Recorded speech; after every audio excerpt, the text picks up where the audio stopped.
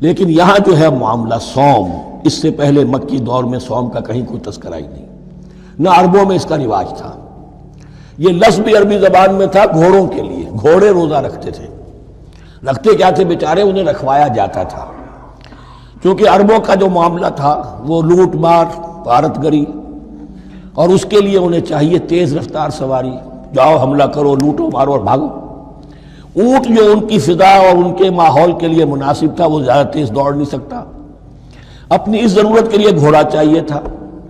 گھوڑے میں عرب کا سخت موسم برداشت کرنے کی عادت نہیں، نازک جانور ہے، وہ پیاسا تو نہیں رہ سکتا 7 دن تک جیسے کہ اونٹ رہ سکتا ہے، بھوکا نہیں رہ سکتا، وہ لو کے تھپیڑے نہیں برداشت کر سکتا، لہذا عرب اس کو رکھواتے تھے روزہ۔ کھانا پینا بند کیا اور اس کے جو ہے منہ کر کے کھڑے ہو گئے جب گرم تیز ہوا چل رہی ہے، خود تو اپنے آپ کو لپیٹ لیا اپنے گھتنے میں، غترہ کہلاتا ہے وہ جو بھی کپڑا اوپر ہوتا ہے، اور وہ اس گھوڑے کو جو ہے وہ ساری آگ اس پر برس رہی ہے تاکہ اس میں عادت پیدا ہو جائے جھیلنے کی، برداشت کرنے کی۔ تو جنگ کے موقع پر کہیں یہ دغا نہ دے جائے، اگر یہ ہمت ہار گیا تو اس کا تو کیا کیا جائے گا، تو اصل میں سوار ہے جو مارا گیا۔ یہ روزہ ان کے ہاتھ تھا، لیکن جب حضور آئے مدینے میں تو یہاں یہود میں روزے کا رواج تھا۔ وہ ایک تو عاشورہ کا روزہ رکھتے تھے، اس لیے کہ وہ تاریخ تھی جس میں کہ نجات ملی تھی بنی اسرائیل کو فرعونیوں سے۔ پہلے یہ کہ ہر مہینے میں 3 روزے، اب اگر 30 کے 30 روزے ایک ہی مہینے میں فرض کر دیے گئے ہوتے اور وہ ہوتے جون جولائی کے تو جان نکل جاتی۔ بہترین تدبیر یہ کی گئی ہر مہینے میں، اور یہ موسم سارے آ رہے ہیں اس میں۔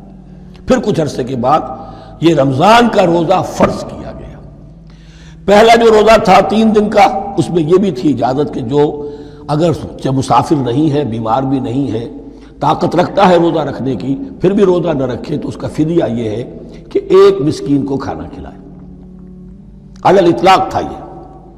جب رمضان کے روزے کی فرضیت ہو گئی تو اب یہ فدیہ نہیں ہے، البتہ حضور نے اس کو باقی رکھا ایسے شخص کے لیے جو بہت بوڑھا ہے، یا کوئی خاتون بہت بوڑھی ہے برداشت نہیں کر سکتی، یا کوئی بیمار ہے، کسی سخت ایسی بیماری میں ہے کہ روزہ اس کے لیے جان کے لیے ہلاکت کا اندیشہ ہو سکتا ہے، اس کے لیے فدیہ برقرار رکھا۔ عام طور پر صحت مند شخص جو مسافر بھی نہ ہو اس کے لیے یہ رعایت ختم ہو گئی۔ یہ ہے ان آیات کی تعبیر جس پر میں پہنچا ہوں، اور بہت پہلے پہنچ گیا تھا، لیکن چونکہ اکثر مفسرین نے یہ بات نہیں لکھی ہے تو میں جھجکتا رہا، لیکن بعد میں مجھے معلوم ہوا کہ مولانا انور شاہ کاشمیری رحمۃ اللہ علیہ کی رائے یہی ہے، تو مجھے اعتماد ہو گیا۔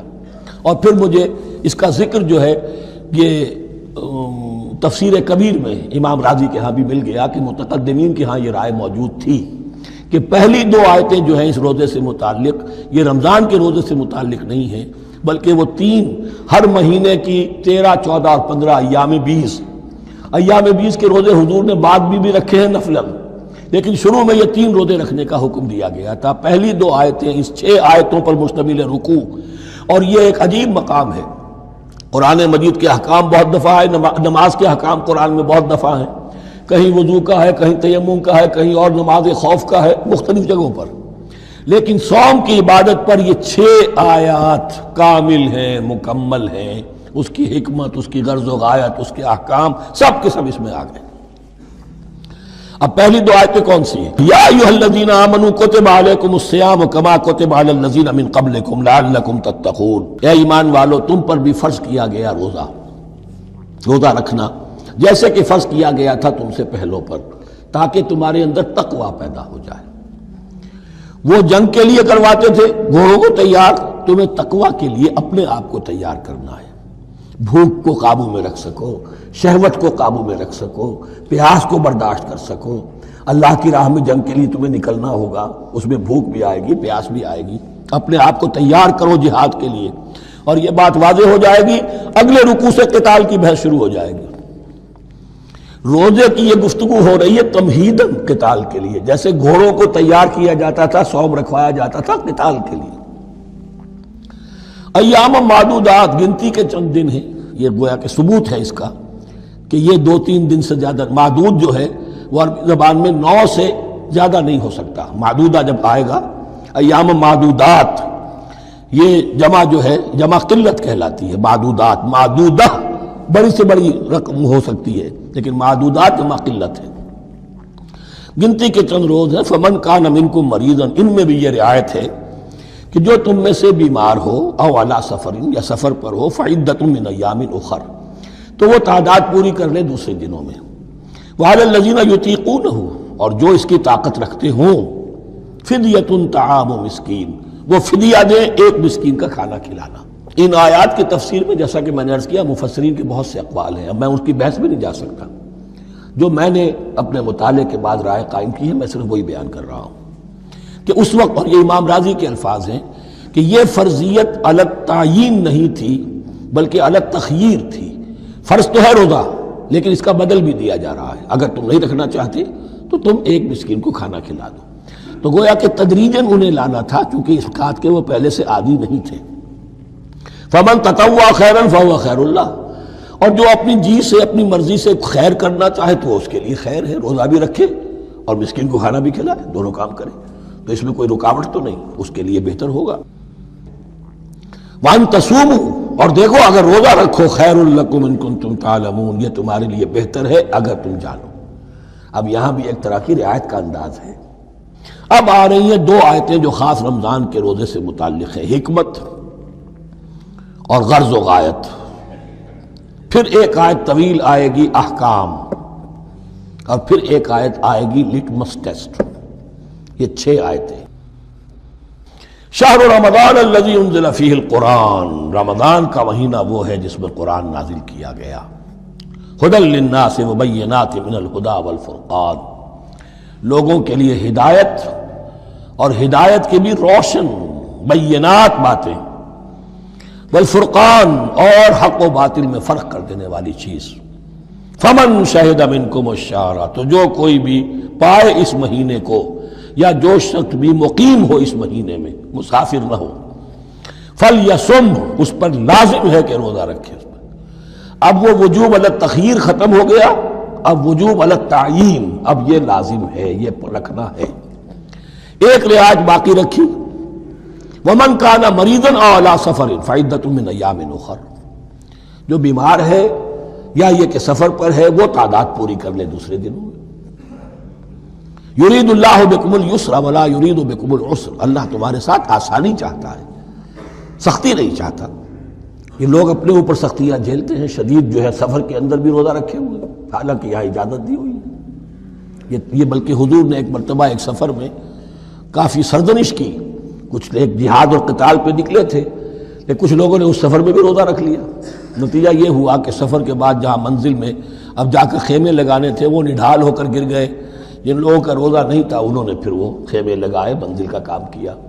تو حضور نے فرمایا کہ لیس من البر الصیام فی السفر، روزے رمضان اس میں سفر میں روزہ رکھنا کوئی نیکی کا کام نہیں ہے. لیکن ہمارا تصور اور ہے، 105 بخار چڑھا ہوا ہے، روزہ نہیں کھولوں گا میں، روزہ تو میں نے رکھا ہوا ہے، یا روزہ تو میں نہیں چھوڑوں گا. حالانکہ جہاں رعایت اللہ کی ہے اس رعایت سے فائدہ نہ اٹھانا ایک طرح کا کفران نعمت ہے. وَلِتُكْمِلُوا الْعِدَّةَ، لیکن تمہیں عدت اور تعداد اب پوری کرنی ہوگی. وہ جو تھی ایک رعایت کہ فدیہ دے کر فارغ ہو جاؤ، وہ نہیں ہے. وَلِتُكَبِّرُوا اللَّهَ عَلَىٰ مَا هَدَاكُمْ، اور تاکہ تم تکبیر کرو اللہ کی اس پر کہ جو اس نے ہدایت تمہیں عطا فرمائی. وَلَعَلَّكُمْ تَشْكُرُونَ، اور تاکہ تم شکر کر سکو اس نعمت عظمیٰ کا جو قرآن حکیم کی شکل میں تمہیں دی گئی ہے. اس موضوع پر میرا کتابچہ عظمت صوم اور عظمت صیام و قیام قرآن، اس میں یہ سارے مضامین تفصیل سے آئے ہیں. کیا حکمت ہے، کیا غرض و غایت ہے، کیا مقصد ہے، اور آخری منزل کیا ہے. وَإِذَا سَأَلَكَ عِبَادِي عَنِّي فَإِنِّي قَرِيبٌ. مطلوب تو یہ ہے کہ تمہارا جو یہ جسم حیوانی ہے یہ کچھ کمزور پڑے، روح ربانی جو تم میں پھونکی گئی ہے اسے تقویت حاصل ہو. دن میں روزہ رکھو، اس حیوانی وجود کو ذرا کمزور کرو، دباؤ اس کے تقاضوں کو. رات کو کھڑے ہو جاؤ، اللہ کا کلام سنو اور پڑھو، تاکہ تمہاری روح کی آبیاری ہو، اس پر حیات، آب حیات کا ترشح ہو. نتیجہ کیا نکلے گا؟ تمہارے اپنے اندر سے ایک پیاس ابھرے گی. وَإِذَا سَأَلَكَ عِبَادِي عَنِّي فَإِنِّي قَرِيبٌ، تقرب الی اللہ کا جذبہ پیدا ہوگا. تو اے نبی، جب میرے بندے، ایسے بندے آپ سے میرے بارے میں سوال کریں، ان کو بتا دیجئے میں قریب ہوں، دور نہیں ہوں. یہ حقوق انسانی کا میرے نزدیک دنیا میں سب سے بڑا میگنا کارٹا ہے۔ اللہ اور بندے کے درمیان کوئی فصل نہیں ہے، فصل اگر ہے تو تمہاری اپنی خباثت ہے،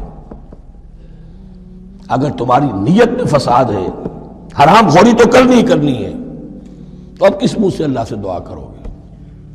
پھر جاؤ گے کسی پیر کے پاس، آپ دعا کر دیجئے، یہ نذرانہ حاضر ہے؟ یہ طریقہ کیا ہے؟ انسان کا نفس حائل ہے اور کوئی نہیں، ورنہ ہم تو مائل بے کرم ہیں، کوئی سائل ہی نہیں، راہ دکھنا ہے کسی رہنوی منزل ہی نہیں، کوئی پوپ نہیں، کوئی پنڈت نہیں، کوئی پادری نہیں، کوئی پیر نہیں، کوئی نہیں، جب چاہو اللہ سے ہم کلام ہو جاؤ۔ اس سے بڑا حق کیوں خالق و مخلوق میں حائل رہے پردے پیران کنیسہ کو